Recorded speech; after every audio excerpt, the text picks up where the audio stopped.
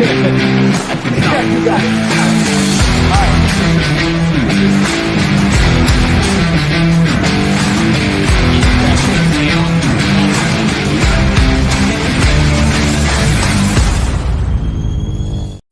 All right. All right, how's it going, Vikings fans and everybody? Welcome into, is it the third episode of Skull Experience already?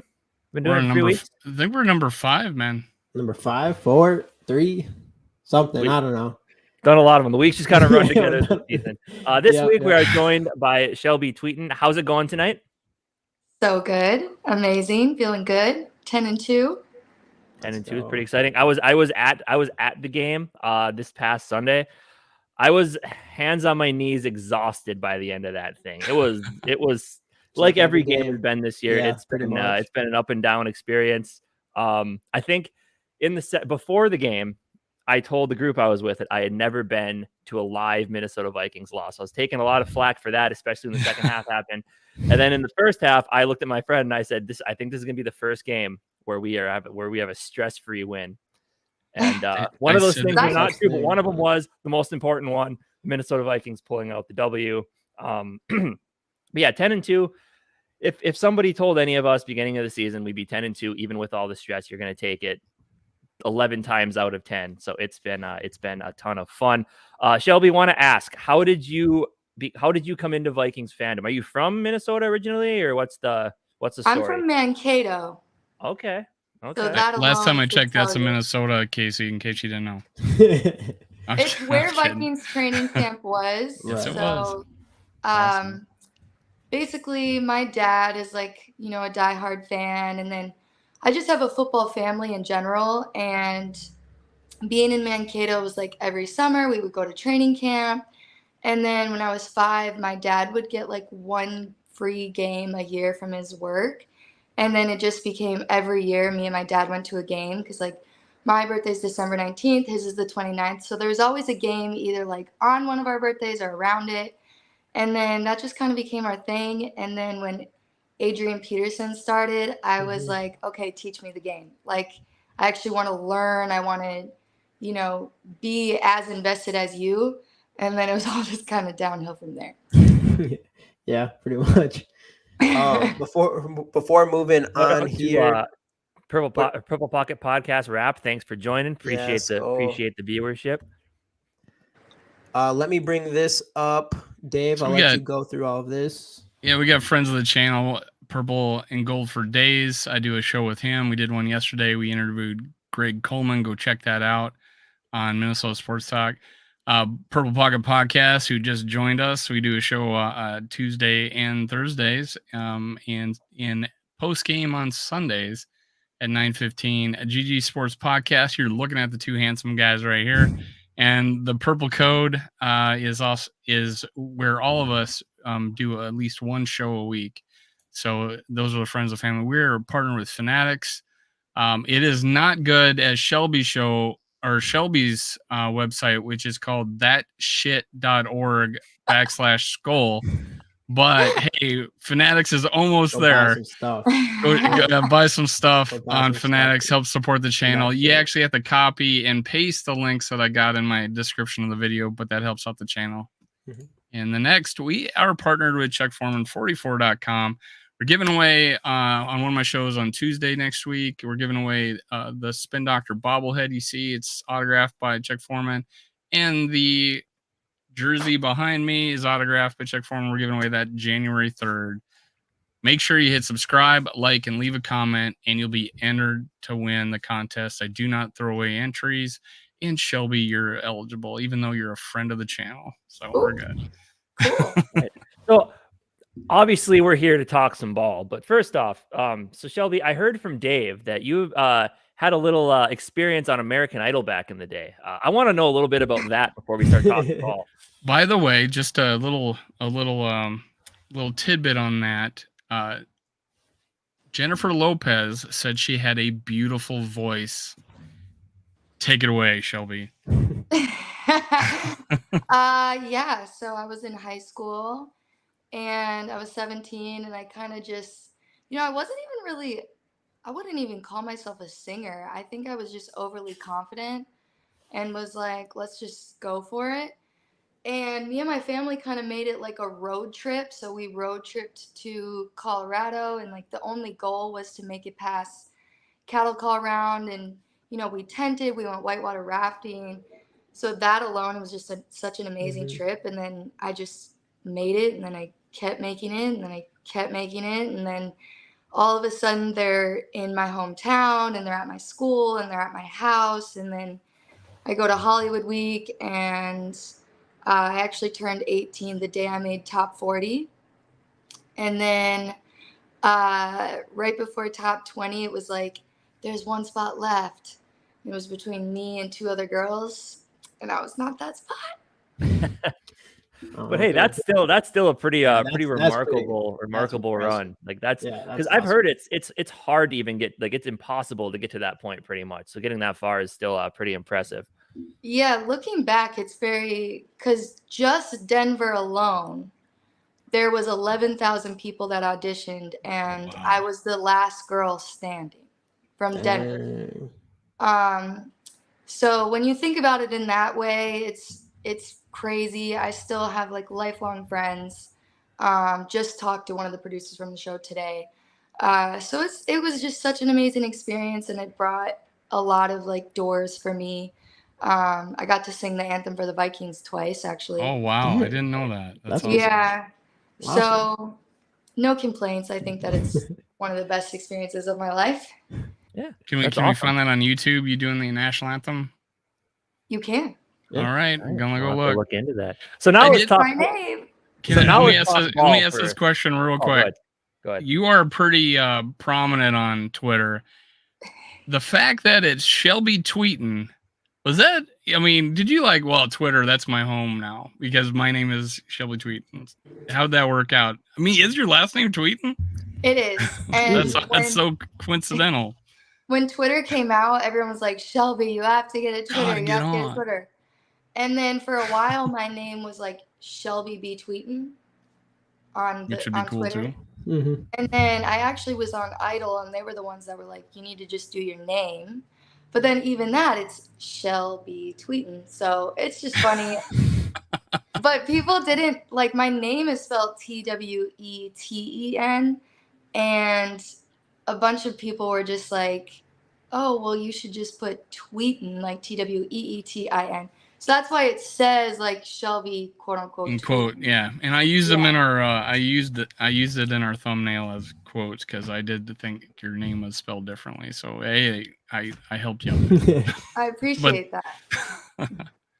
But go ahead, Casey. Let's jump into some football here. Yeah. Rap of Purple Pocket Podcast wants you to tell us your feelings about Kirk Cousins. Oh, I'm a Kirk stan, baby. I go so hard for Kirk. I think that, one, he's just such an amazing guy, and I think that he really brings so much heart to the team. And, you look at a lot of quarterbacks from the other team, and they're either lifeless or they're overly cocky. You look at, I'm a Rodgers hater till the day I die. Yeah. He's someone, he doesn't bring that heart to the team. Like, people go so hard for Kirk. His teammates love him. He makes big plays. He stays consistent. He's only missed 2 games since he's been a Viking. And I love him. I love him. I love seeing this year how he's really like come out of his shell and shown more of his personality. And he makes those big plays, and he seems to have made a great relationship with Jefferson, which I think is going to be really beneficial. As it already has, obviously. Yeah. A quick point to Purple Pocket Podcast. Shelby hates Aaron Rodgers. You would want him on the next team the next day. So that's the difference between Shelby be tweeting and Purple Pocket Podcast. But hey, I actually have proof of your love for Kirk Cousins this last show or this last game.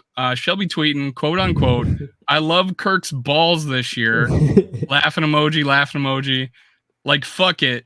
I'll just run. Ha, ha, ha, ha. Fuck it. Yeah. Well, that's like 3 games in a row now that he's taken off for a big run. Well, and that's the ballsy thing. And that's the thing. Like, when you talk about Kirk that we saw. When you talk about the heart of Kirk Cousins, sure.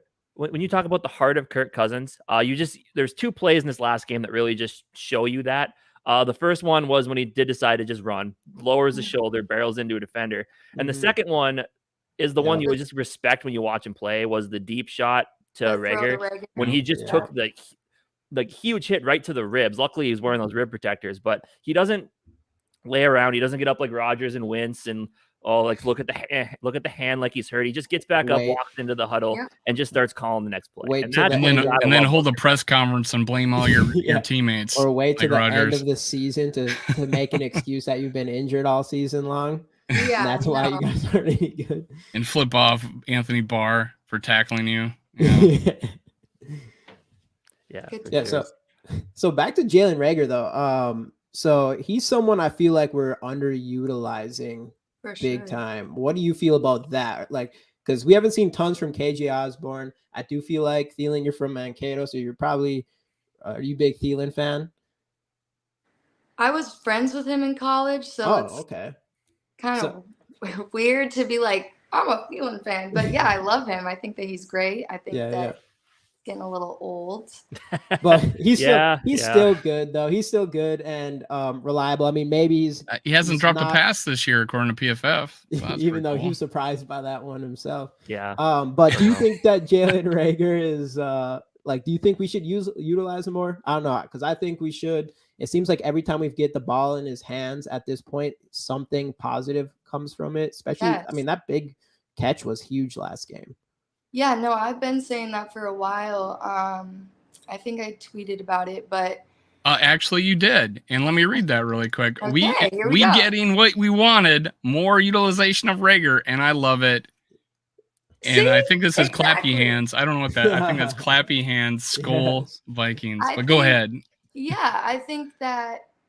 Look, I like KJ Osborne, and obviously in the beginning of the season he made some big plays, and we kind of were like, oh wow, like we have a good, wide receiver 3 option. But Reagor, one, people don't expect him at all. So when I think he's on the field, that's one of the biggest reasons he's been able to make those plays, is because you're not really thinking about him in the grand scheme of things. So that is one reason I like how much we're utilizing him, just because he's more of like a secret threat. Right. But at the same time, this game last week, again, just shows me I do get a little nervous when we have really good secondary teams, because I feel like Jefferson does not perform as well as he does. And having like multiple factors, multiple receivers, you got Hawkinson, being able to take that away, I think would be really great. But yeah, I was really happy. I was in the middle of Dave and Buster's, and I was like, yes, fucking Reagor. It was crazy.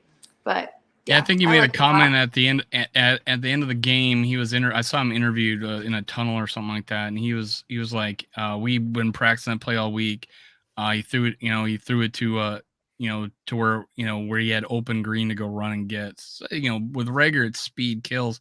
And honestly, the 2 times I've seen him catch the ball, it's been with his hands. So I think he's got it. I think he's just not seeing enough snaps. And he was our highest PFF grade on offense, even though he only played like 2 snaps in the game. Yeah. I think another thing is I saw O'Connell was saying that he just hasn't been able to kind of come into the offense as easily. Like, we talked about Hawkinson being able to pick up the playbook in a week. Like, that was crazy. But Reagor, I guess, from what I read, it's just he's kind of been a little slower, like, getting into the offensive scheme. So maybe that's why we're not utilizing him as much. But I definitely see, like, an exciting future for him. Yeah, for sure.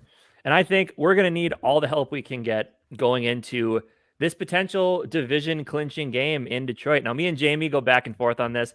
I am kind of a closeted Lions fan. I think, is in the fact, not like a fan, is in like the fact that I think they're a very talented team. To me.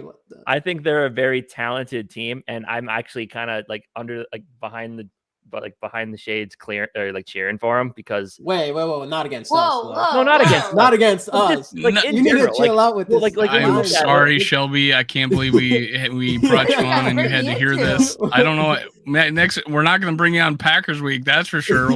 Casey will be sharing his love for green and yellow. No, never.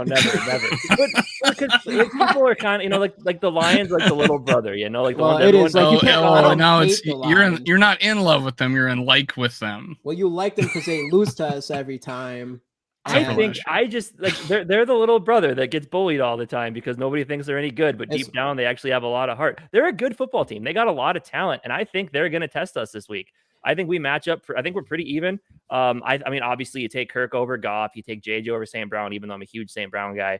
Running backs, I think, are pretty even. They have the offensive line for sure. Defenses are pretty even, which is why I think, like I've been saying it all week, the over-under is 51.5, and I'd be hammering the over. I was predicting 31-30. I think this is going to be a high-scoring game. I think it's going to end up being a shootout.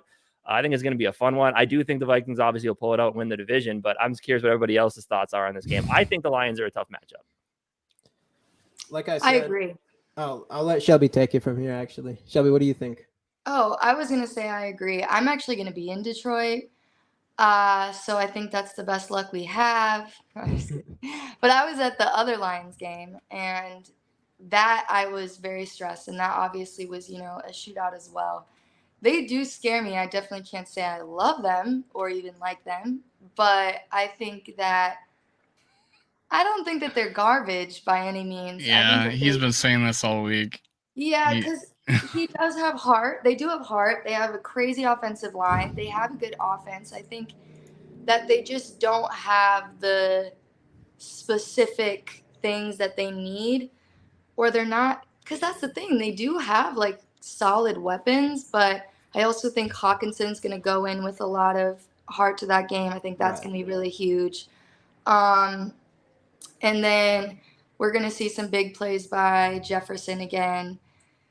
Our defense was really the biggest issue in the Lions game. We were doing like zone coverage and not man on man. I think we're going to go in with a completely different offensive scheme, which I think will be the biggest game changer for us. But I'm excited. I know it's going to be a good game. I do think that we're going to win, but I think as well that it's going to be a little tough. Let me get some shout outs. I guess Colton Neslin, nice pick, man. That's epic. Lions suck, plain and simple.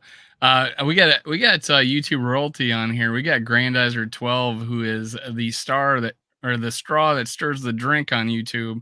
We got Jade from Sports and Stars with Jade. She's I believe the only Viking female podcaster that does live play-by-play on YouTube, which is pretty awesome. You should check her out, Shelby.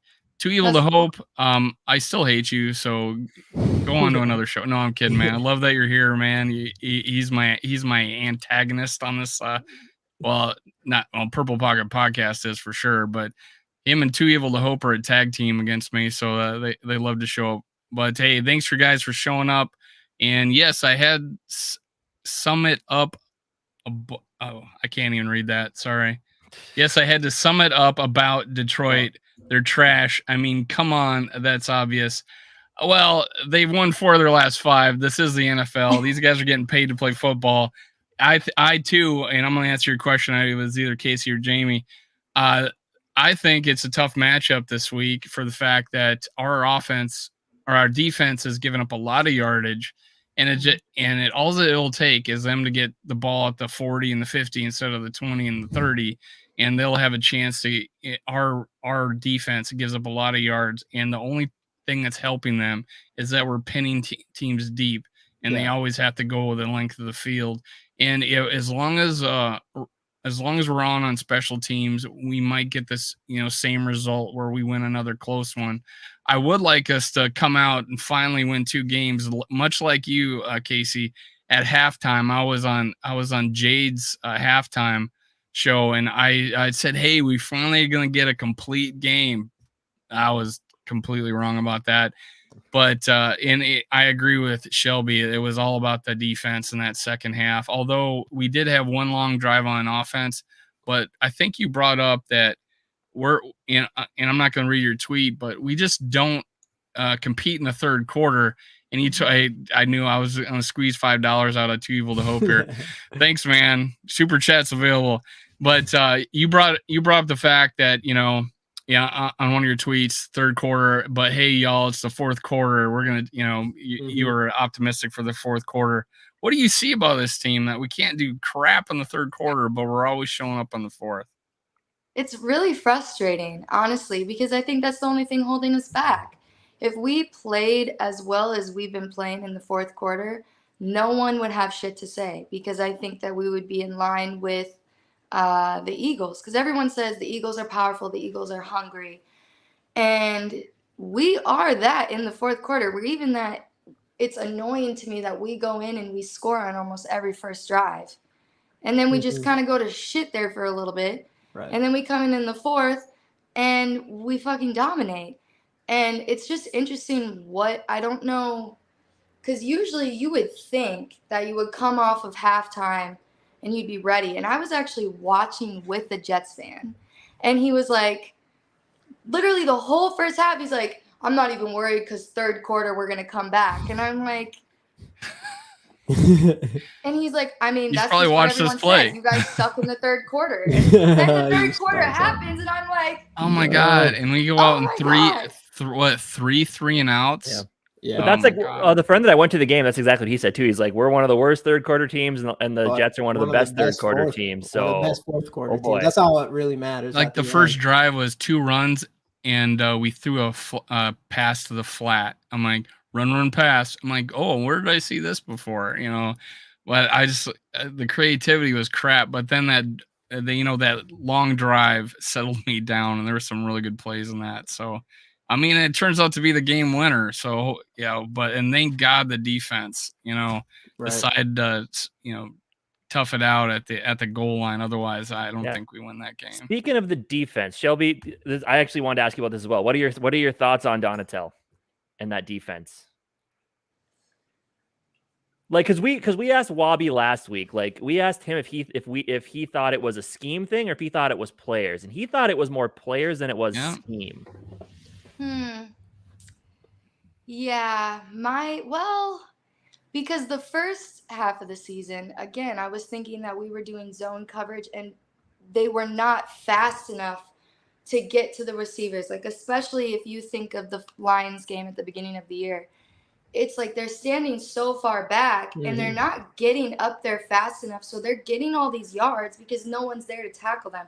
So I think that does come down to scheme, but I've always loved our defense, but it is a lot of veterans, and our corners are young.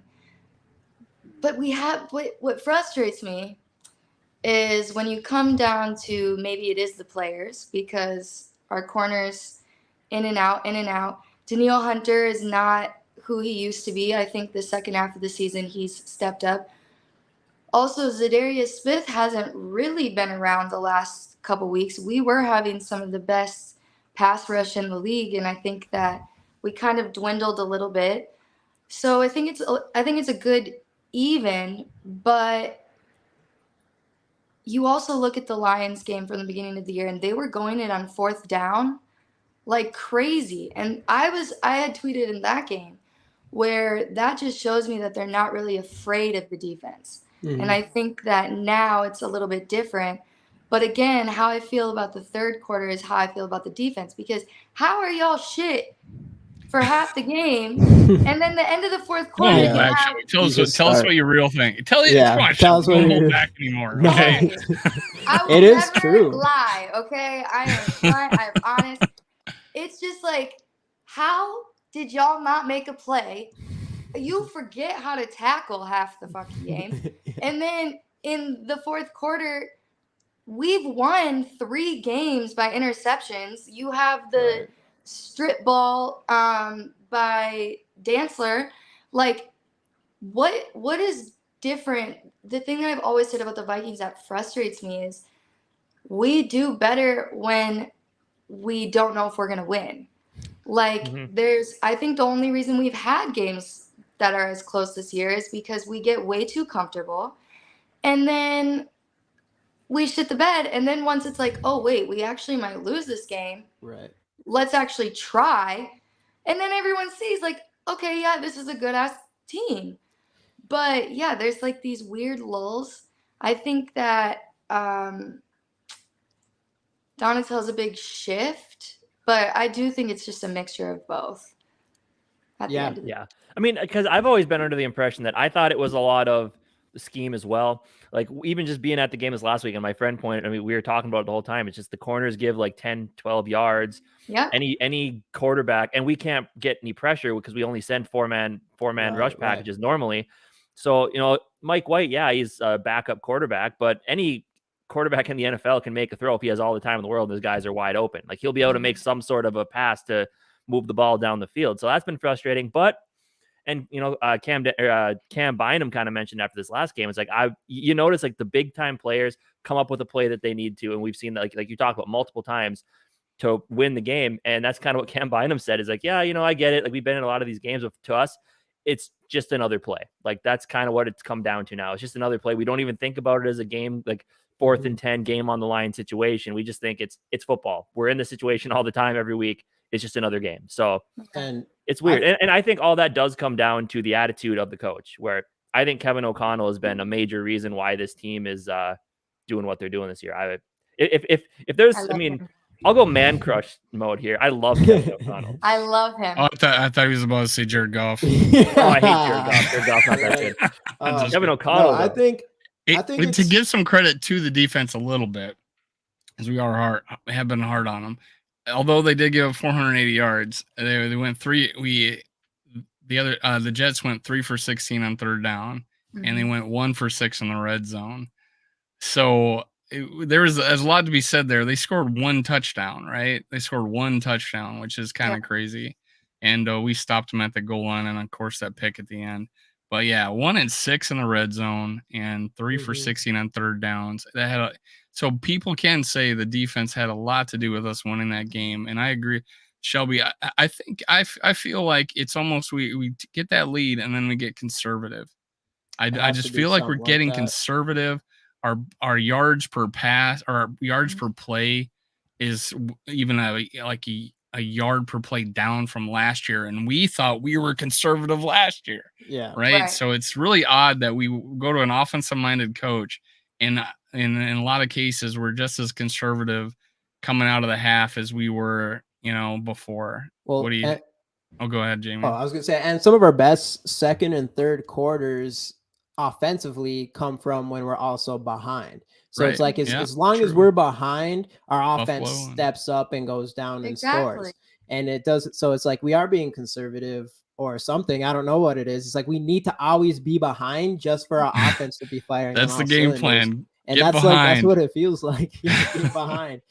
So I don't know. Hopefully going forward, because in playoffs, I don't think it's gonna work like that. I think, which we're about to go into playoffs.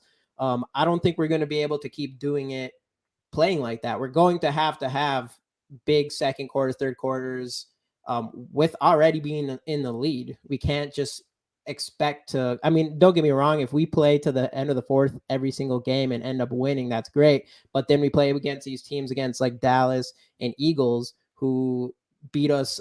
They don't let it get to the fourth quarter. And that's been a problem for this team this year. Is if it doesn't get to the fourth quarter, we can't do anything. So we have to keep it going all the way up to that point. And then another thing I want to say was on defense. One thing I think a reason why we step up at the end of games defensively is I feel like Ed Donatel runs a lot more blitzes at the end. I feel like we don't see many blitzes from him throughout the game until and he disguises his coverage too. And disguises or he disguises his pressures. That's what I was gonna say. Yeah. And so I think that's like a big thing. So that's something I've been wondering this entire season is why, especially with all the pass rushers we have, is why we do not run a lot of blitzes. Yeah. And the commentators and stuff last game were talking about it a lot, actually, about how we don't call very many blitzes. And we have Zadarius Smith and we have Danielle Hunter. Yeah, I was thinking about that too, because before I was watching like the preview for this game last week, they were talking about how we don't blitz. And I hadn't even really thought about it. But then, you watch the game and you're like, okay, we have these two crazy players. What is the deal with not doing that? But I think the conservative issue for offense and defense side of the ball is I almost wonder if it's like we're saving these like good plays for only when we need them. Because the Thanksgiving game, I was at that game, and the throw to Thielen for the touchdown, I had watched the press conference after, and O'Connell was like, oh yeah, we had been waiting to use that play, and the guys were always like, when are you going to use this play? When are you going to use this play? And that was the time that I finally decided to use it. And that's kind of where I'm like, again, it was a situation that we like needed to use it. And same thing with the defense. All of a sudden, when we need to use these big plays, when we need to blitz, we do it. And I think that is the difference between the Eagles and the Vikings, where the Eagles, the entire game, they are playing as if they're not winning. Same with the Cowboys. This last game was embarrassing. I like felt uncomfortable watching it. I felt better about our loss. You tweeted that. Yeah. But I was watching it and I'm like, I feel like we're the nice guys of the league. Like, we're a very family-oriented team. We're a very close team. We got the Minnesota nice thing. Everyone says we're the nicest fans. But also, like, we're not. Everyone's always like, oh, they're a bend, don't break. They're a bend, don't break. They're not, like, real competitors. And it's like, but we show that we can. It's just for some reason we're not calling those plays throughout the whole game. And I don't know if it's O'Connell like, oh, let me just wait till the playoffs and then we'll just whip this whole playbook out. Hopefully. And he like doesn't want to show his cards too early. KOC whips out his playbook in the playoffs. Yeah, I don't know, something though, because even like as you say that, our first drives, like you said, we score like every time on our very first drives, and we have all these like crazy plays, like JJ getting the ball, throwing it, whatever, like all these creative plays, and then after that drive, you see the creativity drop off dramatically. Then it just becomes just, I don't know, normal play calling, I guess. So that's something that I've noticed with them is I don't know why they go away from that so early. Obviously, KOC is a first-year head coach, still 10-2, which is fantastic. So of course, there's going to be a lot for him to learn and all that stuff. But one thing I did want to bring up is this. I hope I didn't miss the segment on Lions being 2.5 favorites versus the Vikings this week. To me, that is absolutely crazy. They changed. What is it now? 2.5 favorites to us, I'm pretty sure. I think it started out that way, but I think it's switched. I thought I saw a tweet today where it was like, we're back to favorites, but maybe I was reading that I can wrong. check, but I'm looking on ESPN right now. They still have the Lions as the 2.5 point favorite. I don't really know much about like, because negative like that doesn't even make sense to me. I'm like, they're just they're favored not a gambling man either. Yeah. If it's negative 2.5, the team is favored. So if the Vikings were negative 2.5, they're favored by 2.5. And the reason why it's a half is so there's not a tie. Drew Stratton is a I thought now it's negative 2.5. Yeah, so Drew Stratton is from my past. He's in a fantasy league that I was in like 10 years ago. Or 8 years ago that I dropped out of, and they got word that I was on a YouTube channel, so they decided to show up today. So there's Brett Kaplan, Drew Stratton, Benjamin Turner are all on here to give me crap about the Minnesota Vikings. So that's why they're there. But you can put their stuff up if you want. Yeah, but they decided to spam me. So, but yeah, the Vikings just at the end of the day, it's the Lions are favored over the Vikings. I know the Lions are home, but still the 5-7 Lions over the 10-2 Vikings, where it doesn't make any sense to me. Because if you go even into grading, I know the Lions have stepped up the last few weeks or whatever. They still lost to the Bills, a team that we beat, and we already beat the Lions. But if you just straight look at like the teams, like our offense versus their offense. And Casey kind of went into it already. Is I think we have far superior players. I mean, maybe Casey wouldn't totally agree with that. Since we and here's what happens. Here's what happens is that there's more betting on Detroit. There's more betting on Detroit, and it moved the line. And so what do they have? What does Vegas do? They move the line towards Detroit to get other people to bet on the Vikings because they don't want to lose their ass when 80% of the betting's going to one team. They got to do that because they're making their money off the juice, the cut they get on every bet that's made and every payout that's made. So that's why a game moves like that when it's close. I think we opened up favorites and then people started betting the Lions because they won 40-10 or last week, and we barely hung on, and we're going on the road. So that so guys that are asking in the chat, that is my viewpoint and why the Minnesota Vikings are not favored against Detroit.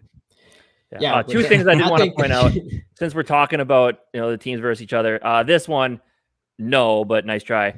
And that's my buddy. And the second one, we gave you the game last year in Detroit, so you giving us the game this year was perfectly fine. So we'll just take the game this year, the second one. Well, so we just won't let you win this time. Yeah, I although Casey's a big fan. I'm too worried. I'm not a big fan. I'm not too worried. The Lions have this, according to PFF, they have a 62. What was it? Let's see here, 56.8 defensive grade, which is 6th worst in the NFL. We actually have the 6th best in the NFL, which doesn't make tons of sense for some reason. But I don't know. I mean, I just rate on paper. I don't see how, like, if they had a better defense, I would kind of understand it a little bit more. But for us to have the better offense and defense, I don't see how they're favored. I don't know. But did you guys see the bullshit about there was a guy, I retweeted it and I said something about it, but he had told people to bet on the Jets because the Illuminati wanted the Jets to win and it was obvious and all this fucking hopefully bullshit. No one listened to him. It's just a matter of time that the Vikings have a big upset. And it's okay, I get it. And I get with the Lions, I think, because again, everyone looks at last year and that was embarrassing. I was so pissed that game. But I think because we played them already and we saw the holes and we saw the things that we could do differently. And again, I said the defense was the biggest issue in that game. We have come a very far way since then. But they don't have TJ Hawkinson this time. Exactly. How they score 40 points with no TJ? It's kind of because weird. They have Amon-Ra St. Brown, who's pretty good. I hear he's good. Plus, I hear he's good. Actually, so I wanted to mention, so they lost to the Bills, they beat the Jaguars, and they beat the Giants. So they beat the they got 40 on the Jaguars and 30 something on the Giants. Those two teams are two of the worst teams according to PFF defensively, and they are number 30 and 31 in coverage. So you're also talking about some very bad defenses in coverage, much worse than us. So, I mean, that's worth bringing up too. Yeah, Jaguars, they don't have impressive wins. Yeah, you're worried they dropped 40 on the Jaguars. Yeah, hooray. Who cares? Yeah, I mean, I think Trevor Lawrence is one of the biggest upsets. He's like a Baker, or like a Johnny Manziel, where he had so much hype. It's what is he doing in the league? But yeah, I wouldn't necessarily. It'd be different if they beat the Cowboys or something crazy like that. But the Jaguars, the Giants. It's been a long while since they scared the Eagles. Remember, early in the year they scared the Eagles, and then of course they scared us. Yeah. So it has been a while. It has been a while. So yeah, I'm not worried about it, and that's why it fires me up, because obviously us Vikings are hoping some people just give us that little bit of respect to some extent. I get it because it comes to the end of the game every single time, but still 10-2, you're gonna pick the Lions. So that's why I think in this game, our players definitely know they're not favored in this game. So I think our players are going to be fired up. And I think this is going to be the game where we fire on all cylinders throughout the entire game. I don't think it's going to be close at all. And I think it's going to be the first win since the Packers that we have a comfortable win in a big dominant win. I think it's going to be stress-free, and I think we're finally going to get our chill game this weekend. So. Jamie, you must not have been watching these games all year long, man. Come on. It's going to happen. It has to happen. And this is going to be the game. He did pick us to go 17-0. As soon as you make the lines the favorite, I think that's when you cross the line for Vikings players. It is a little disrespectful, I think. And I think the test part of this game is that we're coming off another emotional win, right? We're coming off 2 emotional wins. And how are we going to react? So unlike, I was pretty happy the fact that Dallas and the Eagles happened earlier in the year, right? And not in the playoffs. So the fact that we can get used to this type of experience in the regular season, I think that helps us for if this was to happen in the playoffs. So I'm really interested in seeing how we react after coming off another emotional win and playing on the road. I think that's the test part of it for me, because I don't want a big letdown like we had against Dallas, and that was at home. I don't think that would happen. No. A loss. A loss is a letdown for me with the. I was going to say because that Buffalo game. Let me clarify that.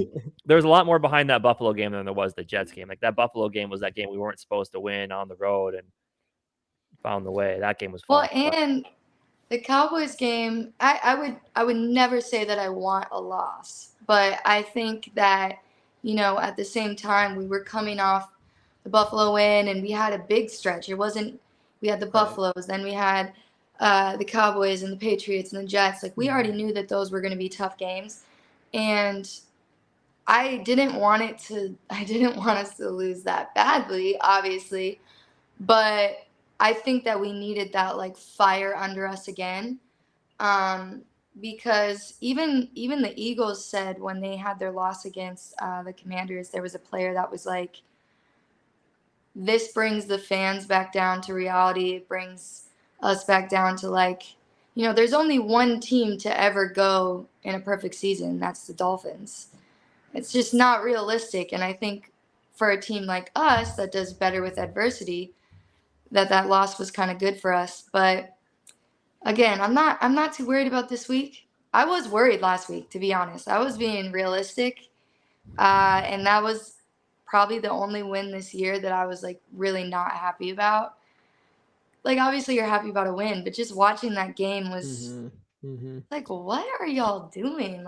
Right when we finally had that lead going into half. Well, of course, right at the end of half, right before the half, they still come down with 40 seconds or whatever and kick a field goal. It's just a field goal, but it's that we do that seems like another thing we do almost every game is we just let them come down and score some points right before half. And then we come out in the third quarter not doing anything. So, I mean, it is frustrating because, you do get your hopes up. This is going to be that game where we finally just destroy this Jets team. And you said you were at the game, Shelby?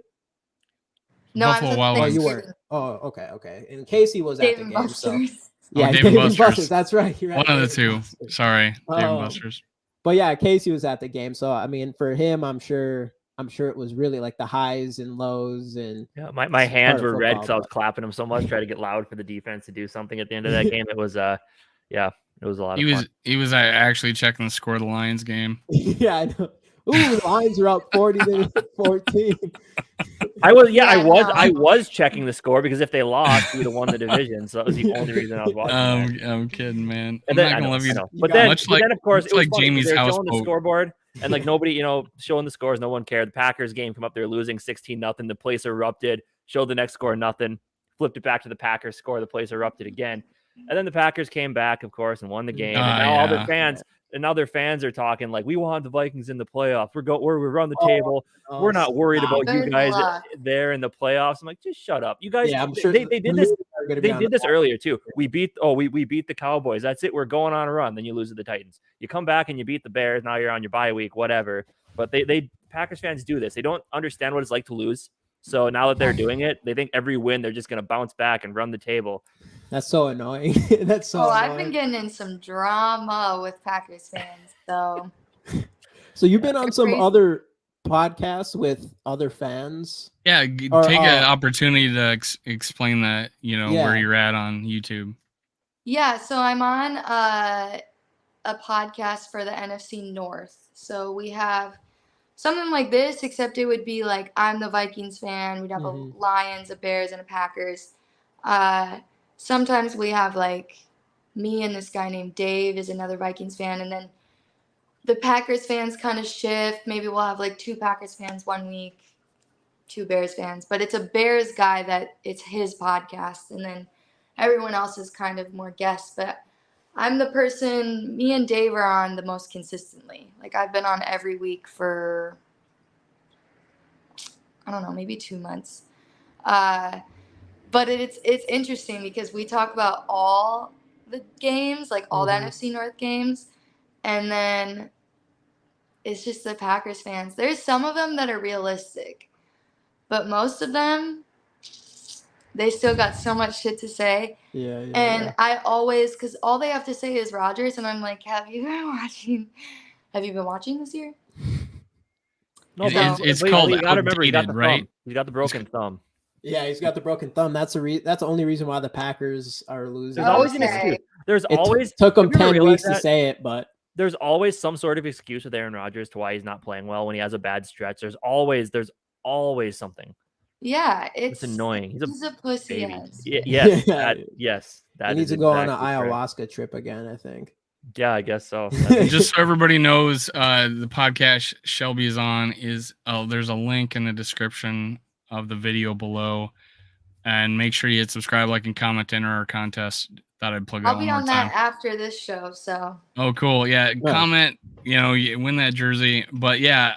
I put her Twitter, her Instagram, and her YouTube, and later I'll probably go put in what's it called? I closed it out. That shit skull. What was it called again? What was the website? The Twitter for the brand is called Aries Archive. Okay. But like our actual website is called thatshit.org. Thatshit.org is going to be in the description below too. Easy. All right. Well, so before we sign off here, I already gave my score prediction. Let's go around the table, the rest of you guys. What do you got? Score predictions. I think 28-17 Vikings. Oh, that's close to mine. Dave, I'll let you go. I'm gonna go last, man. Okay. So 20. You said 28-17. Yeah. So you think it's going to be more than a 1-score game as well? Just like I was saying that I think this is going to be the game that we easily win, and we score a lot early and we hold that lead for the entire game. So I think I'm gonna go a little higher. I'm gonna go 34-17. I think we're gonna beat that 30 and not let them get past 20. I think this is gonna be a good game for us. I'm going 31-17. Okay, that's it. We all kind of in line. 31-17. Have you guys been watching this team this year? Jeez, 31-17. It's not gonna be that easy. That disrespect, dude. I've only given us two score leads 2 other times. This is it. I tried it once and it was Washington, and I told Jamie I promised I would never do it again. Yeah, he did. So that's fair. Last week was the first time I didn't do it, which ended up being smart play. But this week, I feel good about this one. Yeah, I do feel good about this one. Our players have to know that all the disrespect. So I gotta ask, what's your cat's name? Oh, can you see? You can just see. Oh yeah, he's right there. Yeah. Yep. His name is Vader. Vader. Awesome. Like Darth Vader. Yeah, I do a Star Wars podcast too. So no, you don't. Yeah. Oh, I need to be on that. Well, I don't do anything live yet. It's still in infancy stage, but yeah, I do Star Wars, Marvel, and more. I collect Darth Vader stuff. Cool. So... Darth Vader is like the coolest villain in Star Wars history. I mean, there's no one of the coolest villains in all of history. Very true. So cool. Fortnite put him in the game. You know, that's how you know he's big. Yeah. Only the yeah, we could really dive into that, but I will go on I will go down a spiral. It just came from the comic book store. Oh my gosh, I love that. Yeah, I'll send you a link to my YouTube channel, and I'll try to put out more stuff. And I actually am doing a Darth Vader series where I'm actually doing narration with. I put the pages up and narrate it. But I'm on like issue 6 of like his 2015 series. So yeah, I do a lot of Vader and Star Wars stuff. So hey, that's cool. That's cool. I dig you. Good job. Yeah, you're a sports fan and a Star Wars fan. And how many people have asked you to marry you after telling them that? Star Wars and a Vikings fan? What the hell? I get at least a proposal a day on Twitter. I'm not even gonna lie. Like, there was one guy, and to be honest, it was smart because he was like, the Vikings, or as a Vikings fan, we may never get a ring, but I'll give you this one. And he like put a ring emoji. And I was like, okay, that's actually good. Yeah, like that was close. Close. All right, let me go rewrite another one. Yeah, like that was... Changes Twitter profile, sends another message. Sends another message. Some people are really clever, like, and I get a nice little laugh, but then a lot of times I'll be sitting there, just for anyone that's watching. When you send me weird stuff, I'll literally be with my friends and I'm like, look at what this fucking weirdo just said. Colton, Colton, you heard her. Yeah, there's been a guy in here fanboying about you all this whole thing. Oh, hey, Bandito, thanks for showing up, man. Hey guys, Drew, Ben, Brett, thanks for showing up today. Any last thoughts on the game, Shelby? I'm just excited to be there. I feel blessed. I'm trying to see the Vikings at every stadium. Awesome. This is my 11th stadium, and it's going to be on December 11th. So I think that alone, that's cool. Giving out good vibes. Yeah. I'm excited. I'm excited for the season. I'm excited for a good game. I just feel really good. I feel that this is a special year, no matter what. This has been a good season, man. I mean, this is one of the best seasons, other than 2009 in the 2009 for me, because like you said, Adrian Peterson. When we drafted Adrian Peterson, that was kind of like when won me a fantasy league. I drafted him in the 3rd round. I've drafted Randy Moss first overall pick that year randomly. He just got traded to the Patriots. It was lucky. Anyways, but that was Adrian Peterson's rookie year. Was when I was a Viking fan. I was young or whatever. It was like 12, and then Adrian Peterson came, and boom, the rest is history after that. Yep, same. Yeah. So my first big season of Vikings fan was 2009 because I decided to start playing football at that time in high school, and like I watched that season. I'm just like sitting around like, what's everybody always complaining with this team for? This is amazing. And then the rest of it happened, and I'm like, I get it now. But at that point, I was already hooked. So 2017, and then now 2022, and hopefully this one ends in a Super Bowl win. For sure. And I'm not going to talk about when I became a fan. I have never cried that hard. But hey, here's a quote from Shelby Tweetin.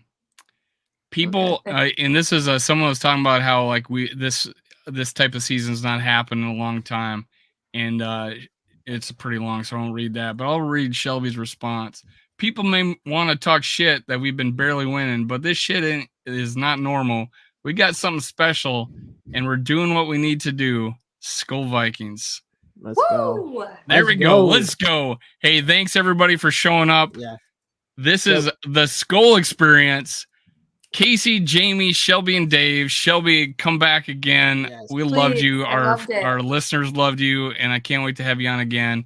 Let's go beat those Lions. Beat the Motor City Kitties. 31-17. Let's go. Skull Vikes. Skull. All right. Thanks, guys.